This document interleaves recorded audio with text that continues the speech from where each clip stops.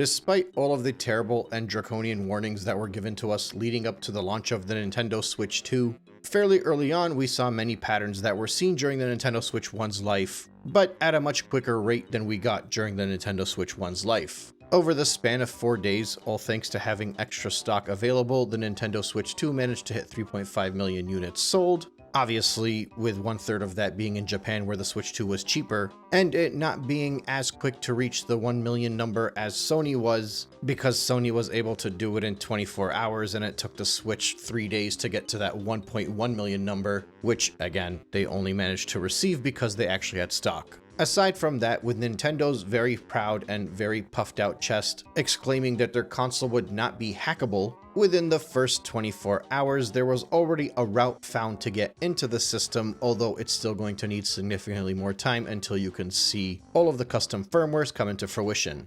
And of course, you also have the fact that Nintendo combated scalpers by making sure they overcharged for their console, even though now 2 weeks later scalpers are still making a pretty penny off of the console, but it's a fraction of what they would make off of the PlayStation 5 when that came out, because obviously that was a console that was actually in demand. Now, hopefully with that fun introduction out of the way, I was able to filter out all of the haters that just wanted to come in and make their dumb comments and so they can leave. With the rest of you still around, let's talk about the fact that the Nintendo Switch 2 is already getting their bans. I like to imagine there is just a whole room of people sitting there with a red button in front of them, staring at a bunch of screens, watching each and every single person that bought a Nintendo Switch 2, just waiting for them to sneeze while not properly covering their nose with their elbow, so they can shout fault, hit the red button, and make sure that that person is no longer ever able to access the Nintendo Switch 2 console ever again. Or at least the online for the Nintendo Switch 2 console. Credit to Nintendo, however, those sneezes are not enough to get the consoles bricked yet. We haven't heard anything about a console getting bricked. But the bans are coming out, and they're coming out strong. Now, I think that first I should make a defense. Not necessarily for Nintendo, not even for Nintendo fans, but for hackers, for people that mod their consoles, for people that have experience in this field. Quite frankly, anybody that's already gotten their console banned because they decided to put the MIG switch in their Nintendo Switch 2 console kinda deserves it. Not because I think Nintendo is in the right for banning your Switch, but because you know you're not supposed to fly too close to the sun without wearing the right amount of sunscreen.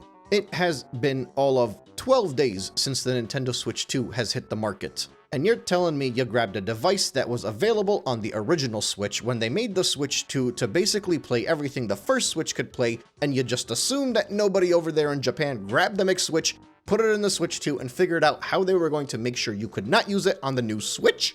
Nah, you deserve the ban. I'm sorry. That's like me naming my son Mario and not expecting a ninja lawyer to show up at the hospital to take my kid away on the day of his birth. You don't play with fire when the fire is coming from Nintendo. If you're gonna be a hacker, you gotta be smart, and playing with a mixed Switch in the first 10 days of the Nintendo Switch's life is not smart. Now, beyond that, you can already hear what the people that are enjoying this are thinking. You can feel the happiness in their heart while they're hearing that Nintendo is handing out these bans. The weird fetish they have because they just like to give themselves a pat on the back for being law-abiding weirdos. You agreed to the terms of service. What did you expect? Let's be real. Nobody's using this for their actual hardware. They're clearly pirating. Yeah, they might be right, but that's besides the point. First off, terms of services are a load of crap, and everybody knows they're a load of crap. Even courts many times know that terms of services are loads of crap. If you buy something and you cannot use said thing unless you click agree and accept, but you can only click agree and accept after you buy that thing, that's crap.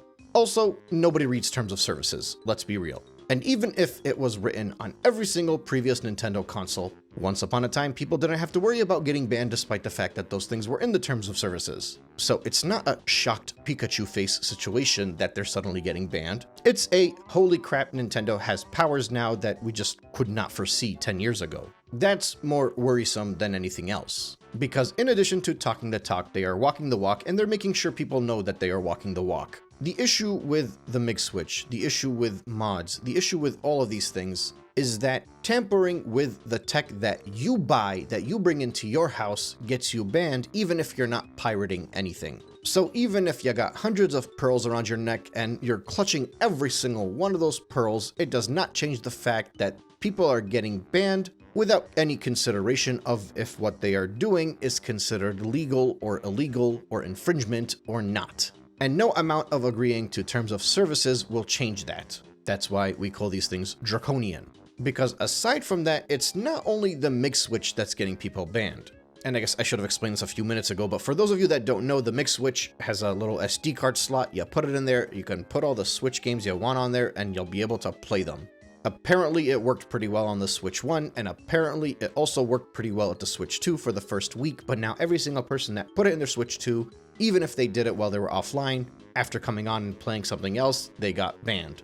At least allegedly. That's what people are saying online. However, other people are also saying something entirely different. People that had accounts on the original Switch, where that Switch was banned, are learning now when they log into their Switch 2s that they can't use the same account on the Switch 2 because that automatically triggers something making the Switch 2 get banned. So imagine logging into the Nintendo Switch 2 with the account that you had on your Nintendo Switch 1, which was banned, and instead of Nintendo being like, this account is not allowed to work on our consoles because we're trying to protect ourselves from piracy, instead they're like, hey, it's this Koopa again, jump on his shell, break his back. Straight ban for that console. Someone else reported that they sold their Switch 1 to somebody, and that person that bought that Switch modded it, and because they had already transferred onto this new account and started their new Switch 2 life, when Nintendo got a hold of the Switch 1 and banned it, this person also got banned on the Switch 2. Again, these are based off of his reports, and they claimed that they had reformatted the thing before they sent it to them.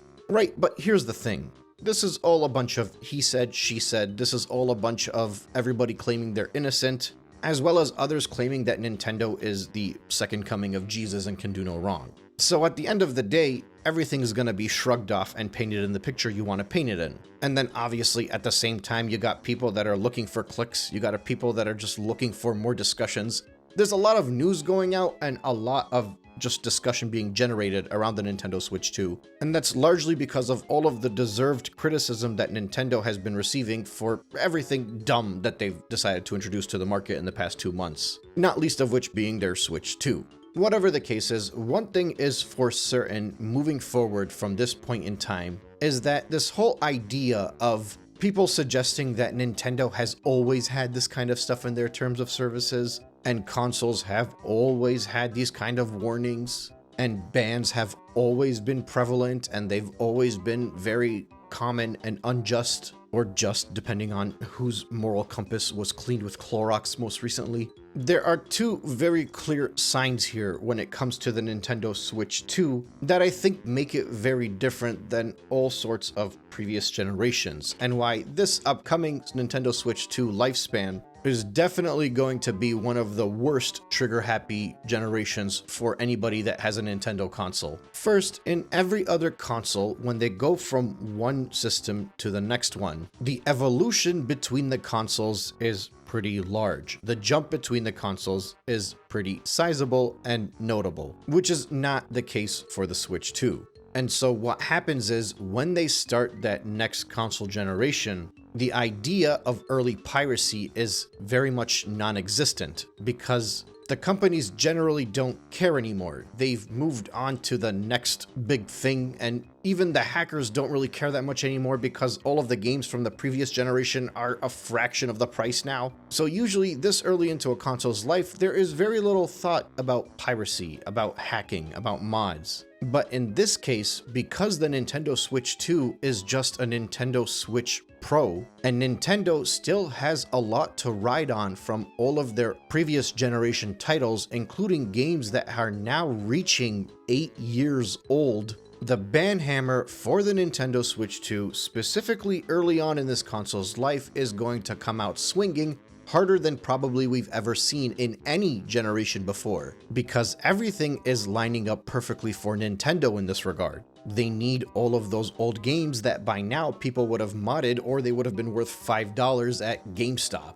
and they're already in a state where they're just trigger happy with anything that comes to legalities and lawsuits and hacks and mods, and it's the same infrastructure, so they already know what they're doing. They, not only being Nintendo, but also the hackers. Effectively, this whole circumstance, this whole situation involving hackers and mods and Switch 2 bans, and the ability to use the Mix Switch on the Nintendo Switch 2 even, is perhaps the clearest indication of how small of a leap this has been from the Switch 1 to the Switch 2, and in many ways highlights how much more important it is for Nintendo to fight piracy and fight mods and hacks and any kind of tampering, because they are viewing the Switch 2 as just an update the same way that they would view their firmware updates.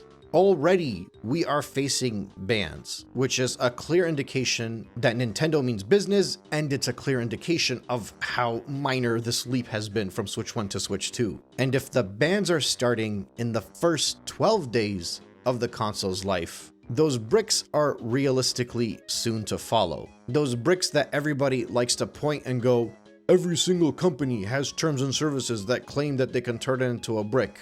No, they don't.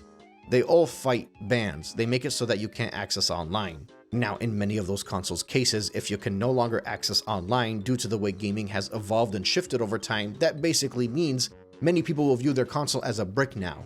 But brick, as in like you cannot use this thing anymore, blue screen of death, not even be able to play anything offline, that's yet to be done by somebody out far away. And I have a very big feeling we're going to be seeing that shut-off switch sooner than many people think.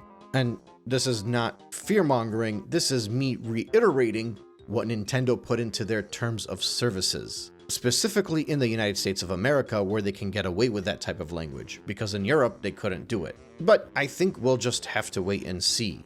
As it stands, everything is moving very fast with the Switch 2.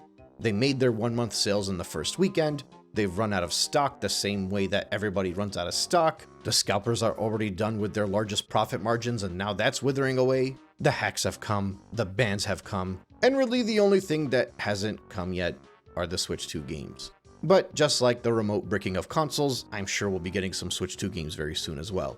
So once again, thank you so much for listening, and I will catch you on the next one.